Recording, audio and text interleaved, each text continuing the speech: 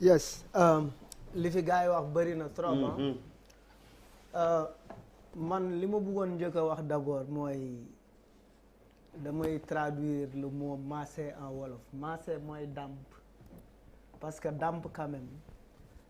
man 92 bi ma Baaba Naar damme grand Ousseynou ak Assane ay seex lañu ñoo ma dàmp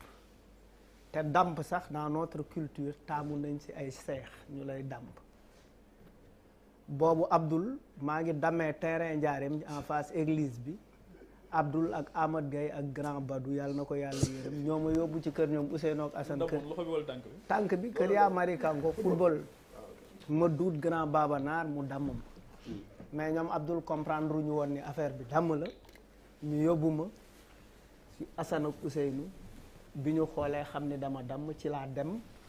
ñu yóbbu ma hôpital principal parce que j'ai dû faire un trajet parce que y avait pas à l'époque benn hôpital dans la banlieue bu mën a faj damm donc loolu dama bëgg ñu jàpp ni damm dàmp ci sunu société la bokk te dàmp it métier la c'est-à-dire tout de suite yaa ngi reproché toute la Gabriel Kane yaa ngi reproché Diagne ne ko dafa stigmatiser femme bi mais aussi yaa ngi stigmatiser ñi nga xamante ne ñooy liggéey ci salon de massage parce que nit y a pas de sot métier dans un pays où il y a la pauvreté les gens cherchent des moyens yu ñu dundee te xëy na am na koo xamante ne maase moo ko neex il y a des gens quand ils ont choisi d'être des chanteurs ils ont été critiqués tey on est dans une maison où Youssou Ndour a chanté ou qui appartient à un chanteur et pourtant beaucoup de stéréotypes étaient portés sur les artistes loolu rappeurs yi dund nañ ko ñeneen ak ñeneen dund nañ ko ça c'est un élément mais man bokkuma ci ñi nga xamante ne dañuy valider way diw il a prêté le flanc yowuma loolu peut-être il est emporté par son humilité les appréciations peuvent être différentes hein. Il peut être emporté par son humilité man léeg-léeg man sagaru Fou Malade léeg-léeg may dox man kese ñu ne ma yow Fou Malade yow kese doo wut garde corps ngay dox yow nii rek et pourtant des fois je fais l'objet de menaces damay génn émission le lendemain on me menace plusieurs fois dal na ma mais dama naan tant que li may wax maa ngi koy waxee sama akulaay taala le seul protecteur qui vaille c'est Dieu moo fi nekk amal char de combat nit ñi am nañu ay garde du corps am ay GIGN am ay char de combat te pourtant protégé wu leen li ma bugg a wax mooy bu ñu analyser les différents éléments qui sont ressortis ci biir affaire parce que ñun ci li ñu mën a sukkandiku mooy li génn ci waxtaan bi li ci génn il y a eu des procès-verbaux qui ont échappé ces procès-verbaux c'est à la décharge effectivement de Sonko ah bu ñu dégloo li bu ñu wax dégloo bu ñu bàyyee xel ci li témoins yi wax les procès-verbaux yi nga xamante ne moom lañ gis effectivement même les prélèvements nee nañu dans les 16 heures ci 16 heures yi passé effectivement gel bi amu ci rapport sexuel te aussi ku ñu violé jàpp naa ni fi ñu lay violé mu ci kër la nit ñi dinañ dégg nga yuuxu di nga def un peu de résistance parce que fu ñu waxee viol rek mooy dañ ma forcer liñ may def bëgguma ko bu fekkee mag nga bu fekkee xale nga peut-être mun nañ ne affaire bi dafa xat duggul ci ñàkk dugg bi mu gaañ la bu fekkee xale nga on a vu des petites filles de 7 ans 6 ans yu ñu yegg seen kaw gaañ leen on a vu de petits garçons yu ñu yegg seen kaw gaañ leen on a également vu ay nit yi nga xamante ne perdre nañ seen virginité ñu yegg seen kaw mais dina am xëccoo xos yi dina am dinañ gis ay brûlure ci poñ yi etc., etc. Il y a énormément d'éléments qu'on peut convoquer qui peuvent effectivement dire que effectivement est-ce que li Adjaratou Sarr di wax dëgg la. Adjaratou Sarr également c'est une grosse victime dans cette affaire parce que peut-être elle est de statut social assez compliqué xëy na moo ko yóbbu à 20 ans dans une salle de massage mu fay daan dooleem parce que day daan dooleem. Elle pouvait se retrouver dans les rues de Dakar avec une carte doon caga parce que c'est autorisé dans ce pays mais elle travaille elle est quelque part elle est en train de travailler mu ngi liggéey mais nit ñi mun nañ jàpp ni bu ñu xoolee Sidi Ahmed Mbaye xawma Ahmed Sidi Mbaye mi dawal oto bi nit ñi dellu xool kuy Sidi Ahmed Mbaye gis ko mu sol t-shirtu APR fekk ko ci manifestation ñu ne doomu cousin wu diw la wala doomu diw la te diw boobu effectivement mu ngi ci coalition Benno Bokk Yaakaar xel mënees naa tey xel mën naa tey dans cette affaire là et puis am na loo xamante ne d'accorduma ko bu ñu doon xool pour comme tu cites les PV booy bi nee na bon même bu dee mbokk politicien la lui politique bon d'accord mais même dama ne si c'est ce qu'il dit sur le PV mais comme on cite les PV mais loolu maître dinaa ko ci interpeller vraiment sur l'authenticité des PV et la normalité de les retrouver d'or il continue dama ne gis nañ ko ci ay rassemblement mu sol t-shirt marron beige xale bi xëy na li ko agité loo ci sa xëy na laa wax xëy na li ko agité loo mooy il y a un montant bu mu musul dégg mu gis ni samay bamba maase na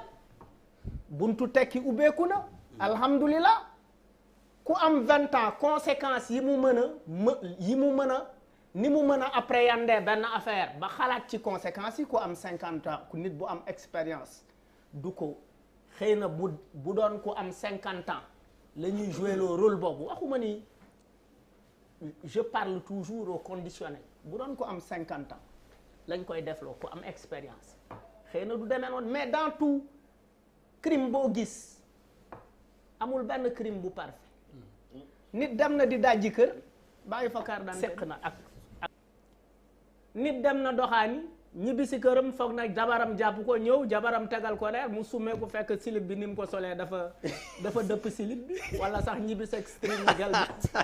oui c'est-à-dire tu peux rentrer à la maison avec le slip de ta petite amie mais lu mën a nekk la bu non on parle d'une affaire waaw d'accord parce que affaire bi ñuy waxtaane nii mais li ma gëm mooy bu fekkee il y a des politiques derrière cette affaire la responsabilité c'est de protéger Ousmane Sonko parce que c'est un espoir pour ce pays-là jusque-là lu tax mu nekk un espoir pour ce pays-là mais tous les opposants se sont alignés tout est-ce qu'on presque tous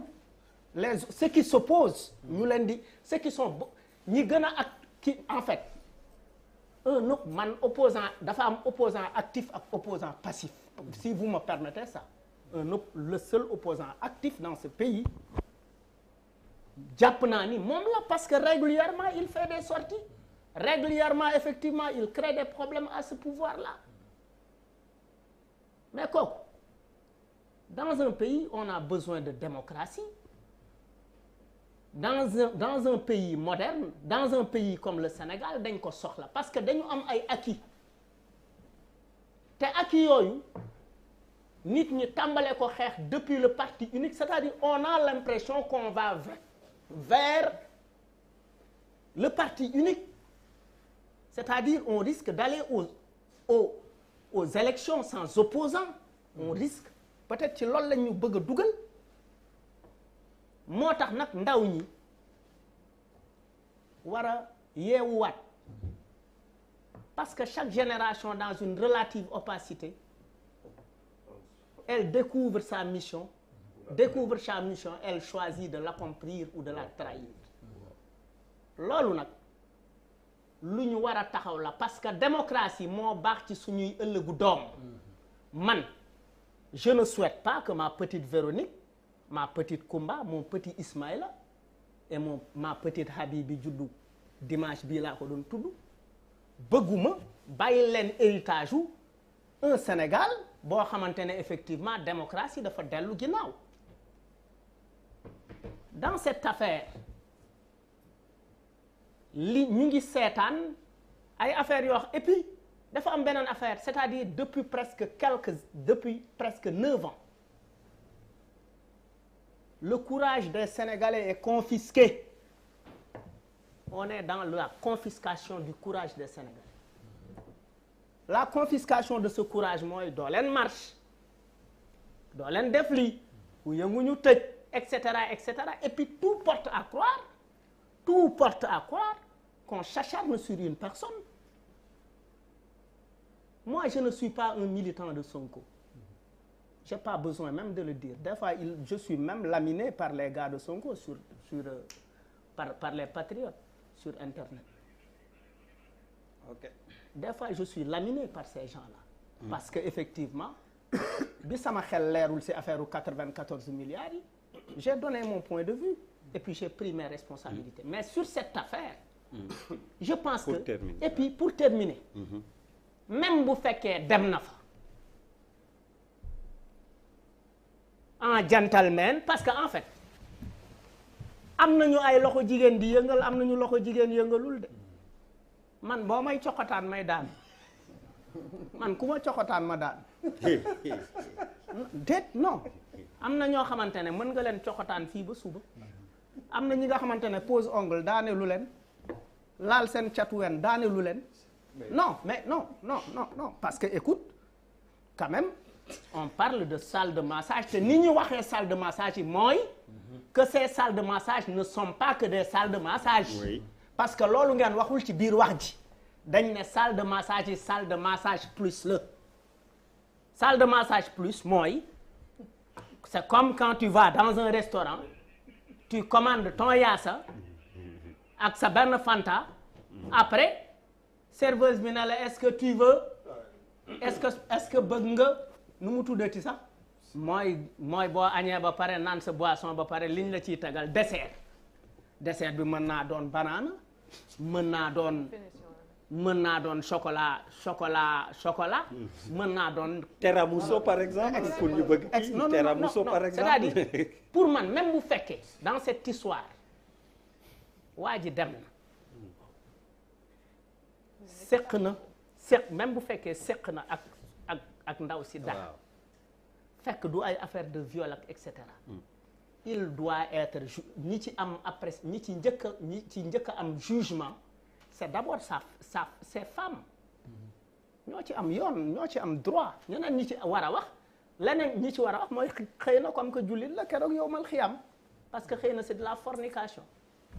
Alors maître ci yow laay dellu si bu dee dama respecté sax logique autour de table bi encore dafa am ñu